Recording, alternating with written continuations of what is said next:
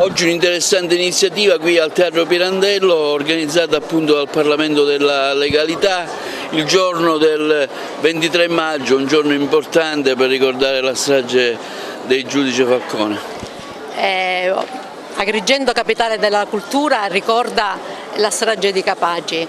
Ho scelto questo magnifico teatro gremito di tanti giovani proprio in ricordo della strage di Capaci, un evento che ha segnato una storia straziante del nostro paese. Fare memoria è un senso civico, è un dovere per tutti noi e i giovani, come dice Mattarella, sono depositari della memoria.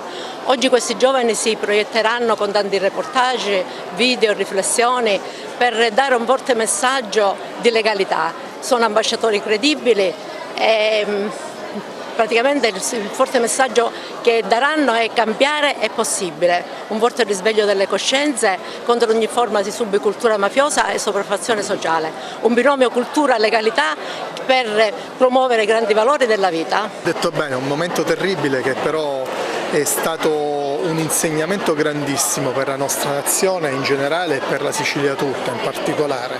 E i ragazzi sono il futuro, è il movimento principale di questo rilancio di legalità, di democrazia, di libertà, di lotta alla mafia. L'arresto di Matteo Messina Denaro è stato determinante e abbiamo dimostrato che lo Stato vince, può vincere. Nonostante ci siano delle critiche sulle tempistiche, lo Stato non molla mai i suoi obiettivi principali. Il contrasto al crimine organizzato è uno degli obiettivi principali, che fanno parte delle lotte comuni, delle lotte di tutta la società, della lotta che tutti quanti insieme, in particolare i giovani, devono necessariamente intraprendere per un futuro migliore.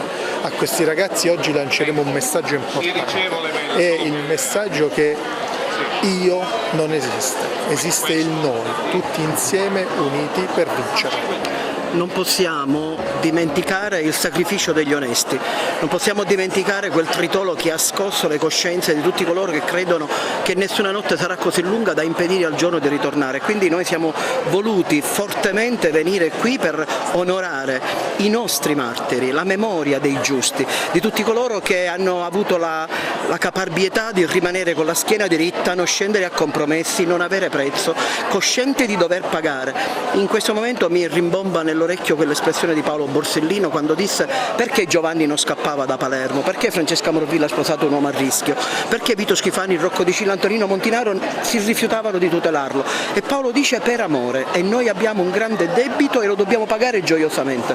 Oggi, grazie alla professoressa Zambuto, che è la coordinatrice del Parlamento della Legalità nell'Agrigentino, abbiamo convocato tanti giovani, coloro che sono puliti, che sono veramente propositivi e positivi, perché dopo questo incontro qui, dove oggi molti non lo sanno, ma noi veniamo anche a commemorare il compleanno di Luca Attanasio, l'ambasciatore italiano ucciso nella Repubblica Democratica del Congo, e abbiamo portato ad Agrigento una lettera del papà, di papà Salvatore, dove oggi ricordiamo i giusti. I giusti sono Giovanni, sono Paolo, sono Francesca, sono Vito, sono Agostino, sono Emanuela Loi, sono tutti coloro che hanno scelto di dire da quale parte stare, ma con i fatti, con la coerenza, con la bellezza. E noi dopo questo incontro venerdì mattina saremo al Campidoglio e poi saremo all'ambasciata egiziana, perché il 2 luglio insiederemo l'ambasciata della Fratellanza al Cairo e poi continueremo col papà di Luca Attanasio anche in provincia di Venezia per dire che siamo sinceri, i giusti siamo di più,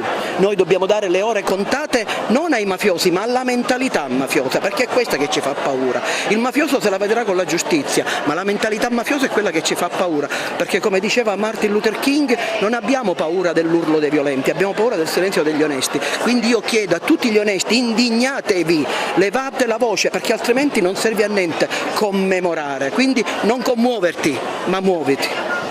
31 anni dalla strage di Capaci e 31 anni che hanno fatto la differenza. La mafia pensava che uccidere l'uomo sarebbe significato uccidere le idee, così non è stato. La Sicilia, i siciliani, l'Italia ha avuto un rigurgito d'orgoglio e si è ribellato alla mafia. E dopo 31 anni la dimostrazione di una nuova idea di cittadino, una nuova idea di rapporto con la legalità è data dalla presenza qua dei nostri ragazzi. I ragazzi che sono le generazioni future e che di sicuro sicuro sapranno lottare e contrastare il fenomeno mafioso con maggiore vigore rispetto a quando era stato fatto in precedenza.